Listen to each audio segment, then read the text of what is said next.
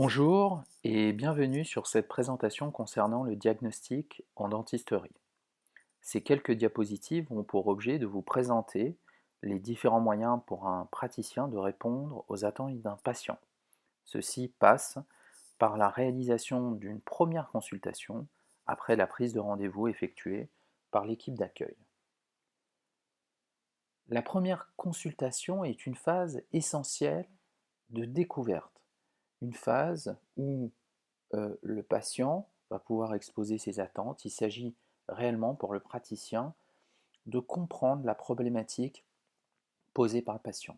Ceci passe tout d'abord par connaître les problèmes posés par le patient et donc de pouvoir analyser les différentes euh, problématiques exposées par le patient pour donner des solutions à l'aide d'outils les plus adaptés possibles. Même si la médecine dentaire n'est pas une science exacte, elle permet dans de nombreuses situations de soulager de nombreux troubles et parfois même très complexes. L'important est donc d'avoir des outils diagnostiques performants et permettant d'identifier précocement les différents problèmes dentaires pour avoir une attitude la moins invasive possible. C'est ce qu'on appelle la dentisterie mini-invasive.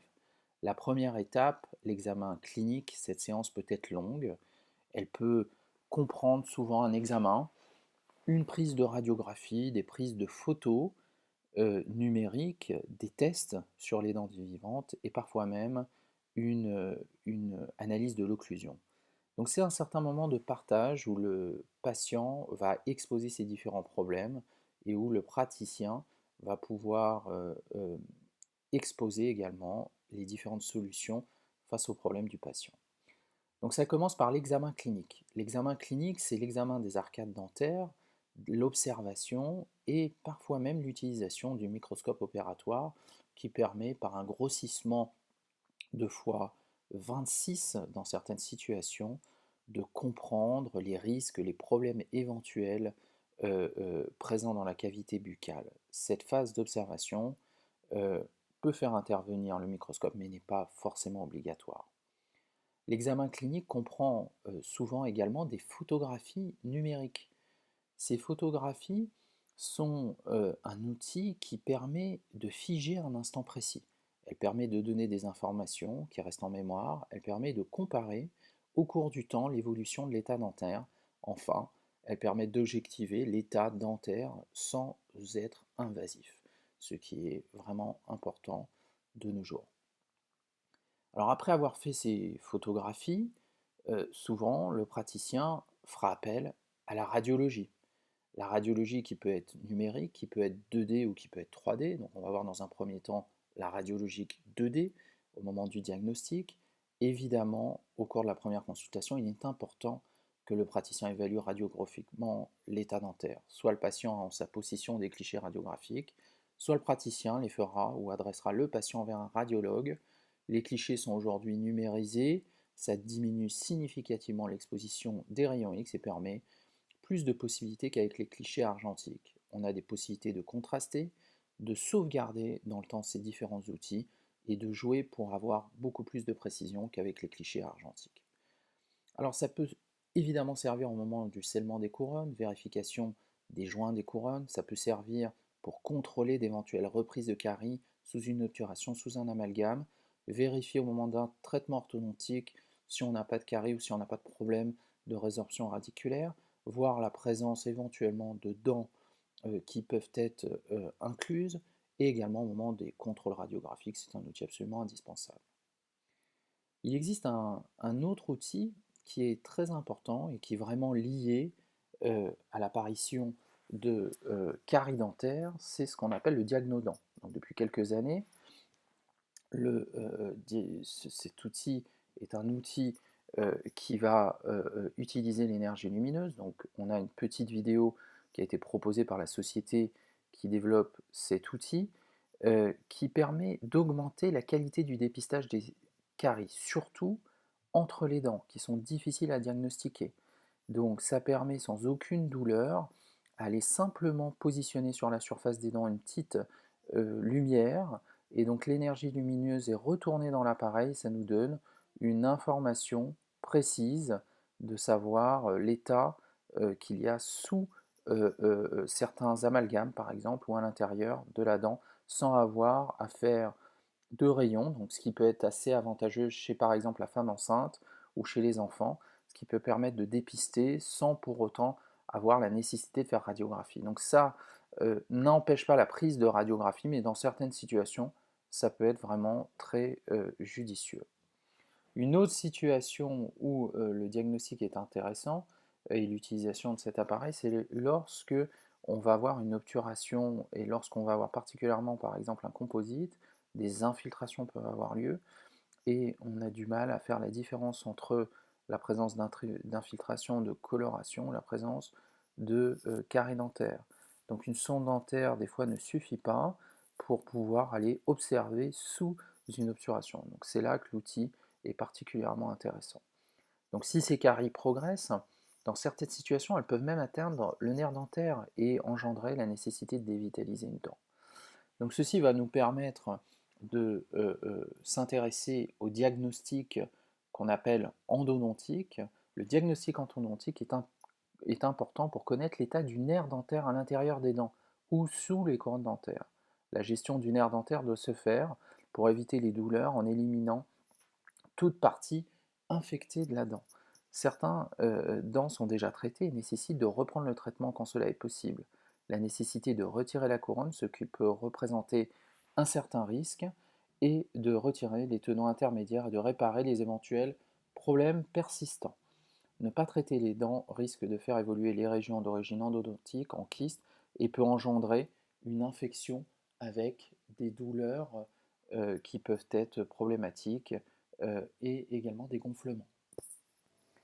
Donc souvent on est amené à utiliser un test qui s'appelle le Pulp Canal Tester, qui va envoyer un signal électrique au niveau dentaire et qui va permettre d'avoir une idée de l'état du nerf dentaire à l'intérieur de la dent ou sous une couronne. Également, la prise de clichés radiographiques va permettre d'avoir une idée de l'état du nerf dentaire et la présence de kystes éventuels. Donc la gestion de l'endodontie, c'est la gestion du nerf dentaire et il s'agira, si le nerf dentaire est atteint ou infecté, de nettoyer les canaux dentaires, de prévenir la récidive évidemment de kystes lorsque des retraitements sont à faire et de reprendre les traitements également sur des dents dévitalisées. Alors autant le nerf dentaire peut être problématique et infecté, autant il peut avoir aussi des problèmes au niveau des tissus qui vont entourer les dents. Donc les tissus qui vont entourer les dents, c'est ce qu'on appelle les tissus parodontaux. Le diagnostic parodontal est basé sur l'observation de la gencive. Et l'observation de la gencive peut se faire grâce à l'utilisation d'une sonde manuelle ou électronique. On peut éventuellement avoir le niveau d'attache de la gencive. Donc de nombreux traitements existent autour des dents pour augmenter la longévité des dents sur l'arcade, comme la désinfection globale ou l'augmentation de la gencive autour des dents. En plus de ces techniques de prévention des tissus qui sont autour des dents, on a la possibilité aussi de faire des analyses microbiologiques qui vont nous permettre de déterminer si ces sites sont contaminés par des germes qui peuvent être plus ou moins agressifs pour les dents et engendrer des maladies parodontales. Et autour des dents, les tissus doivent être absolument conservés, mais on a aussi les contacts des dents les unes avec les autres qui sont aussi très importants.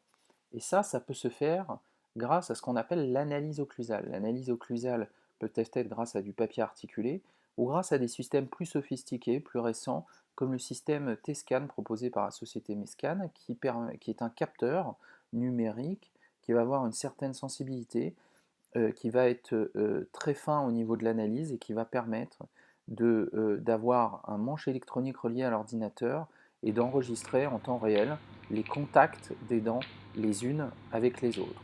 Une fois que les diagnostics se fera, le praticien pourra observer, objectifier les différents contacts et voir exactement les contacts éventuellement interférents ou les problématiques qu'il peut avoir dedans les unes avec les autres. Il est important de signaler que le diagnostic des contacts dentaires peut être lié à des problématiques de posture et à des douleurs qui peuvent être des céphalées, des douleurs, des maux de tête ou des maux de crâne, ou alors des maux au niveau du cou ou du dos. Donc c'est vrai que ces éléments sont très importants au niveau du diagnostic. Enfin, l'autre technique qui est aussi importante, c'est la radiologie numérique 3D. Donc là, aujourd'hui, en cabinet dentaire, il existe la possibilité d'avoir des radiologies numériques 3D, des cone beams ou des scanners qui permettent d'avoir une visualisation de toutes les structures anatomiques, osseuses, muqueuses, et également de scanner éventuellement des planifications prothétiques.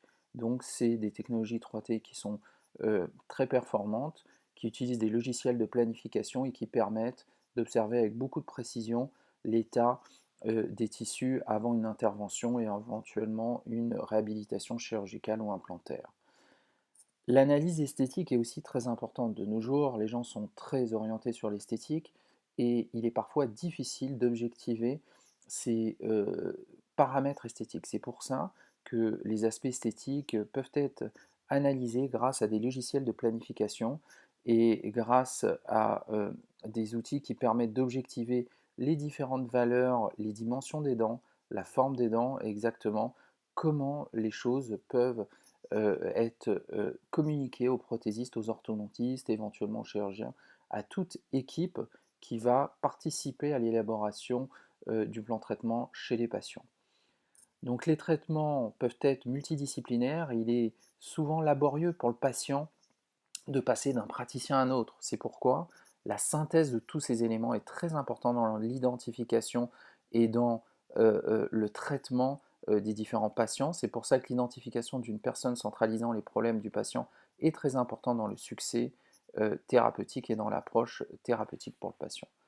Donc j'espère que tous ces éléments de cette présentation vous aideront à comprendre les différentes méthodes de réalisation d'un diagnostic en cabinet dentaire et je vous remercie de votre attention. À très bientôt. Au revoir.